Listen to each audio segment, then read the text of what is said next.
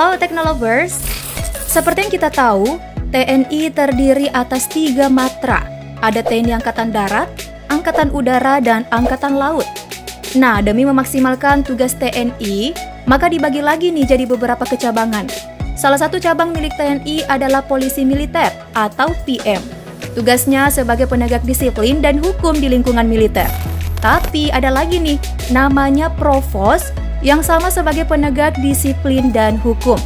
Jadi, apa bedanya? Biar gak keliru, simak ulasan aku ya tentang perbedaan polisi militer dengan Provos TNI, mulai dari tugas hingga seragamnya. Tapi sebelum itu, subscribe channel ini dulu yuk, aktifkan lonceng notifikasinya untuk mendapatkan updatean terbaru setiap hari dari teknologi populer. Polisi militer atau disingkat PM, kecabangan yang dimiliki TNI, siap menyelenggarakan pemeliharaan, penegakan disiplin, hukum, dan tata tertib di lingkungan militer negara. Yang tergabung dalam kecabangan ini akan mendukung tugas pokok militer, yaitu menegakkan kedaulatan NKRI. So, polisi militer akan turun tangan menindak anggota TNI yang melakukan kesalahan kriminal, serta pelanggaran lainnya termasuk anggota Provos itu sendiri. Misalnya nih, suatu waktu ada kasus pelanggaran kriminal yang ditangani Provos, maka akan dibawa ke detasemen polisi militer, baru kemudian diproses lebih lanjut dan diserahkan ke auditor militer. Provos akan menindak anggota TNI yang melakukan kesalahan yang relatif kecil dan tidak ada pihak yang dirugikan. Berbeda dengan polisi militer, kalau sudah ada kasus diserahkan Provos, kasus itu langsung diserahkan ke auditor militer dan tidak akan dikembalikan ke Provos. Jadi ya, apabila anggota Provos yang melakukan pelanggaran, maka akan ditangkap dan diproses oleh polisi militer. Sampai sini paham ya? Oke, aku ambil salah satu contoh peran Provos TNI.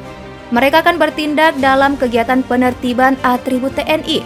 Jika ada pemasangan logo atau atribut TNI pada kendaraan pribadi anggota TNI, maka itu termasuk sebuah pelanggaran yang harus ditertibkan.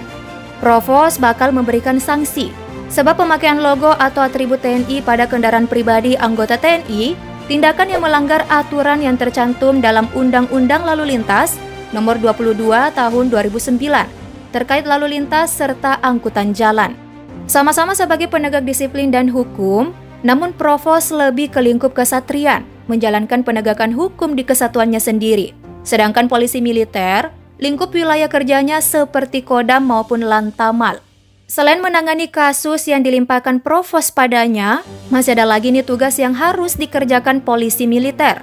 Melansir koran militer, di antara tugas polisi militer adalah melaksanakan penyelidikan kriminal dan pengamanan fisik, melaksanakan penyidikan, melaksanakan pengurusan tahanan atau tuna tertib militer, melaksanakan pengurusan tahanan keadaan bahaya atau operasi militer, tawanan perang dan interniran perang, melaksanakan pengawalan protokoler kenegaraan, dan melaksanakan pengendalian lalu lintas militer dan penyelenggaraan SIM TNI.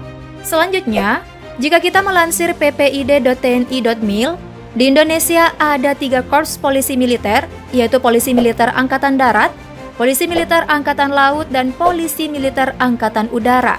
Polisi Militer Angkatan Darat, Angkatan Laut, dan Angkatan Udara masing-masing menjalani fungsi teknis militer umum di satuannya dan bagian dari Pusat Polisi Militer TNI yang berperan menyelenggarakan bantuan administrasi kepada satuan-satuan jajaran TNI di satuan masing-masing sebagai perwujudan dan pembinaan melalui penyelenggaraan fungsi-fungsi polisi militer. Nah, sekarang udah paham kan perbedaan tugas polisi militer dan Provos TNI? Kalau gitu kita beralih ke pemakaian seragam maupun atribut. Selain warna baret, posisi baret yang dikenakan seorang prajurit memiliki arti tersendiri. Polisi militer memakai baret biru dan miring ke kiri dengan logo Satya Wira Wicaksana sebelah kanan, serta badge yang bertuliskan PM sebelah kiri.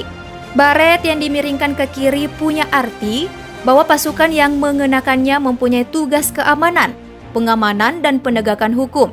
Sedangkan untuk posisi baret yang dimiringkan ke kanan, menandakan bahwa pasukan itu berada dalam kesiapan tinggi dan siap tempur.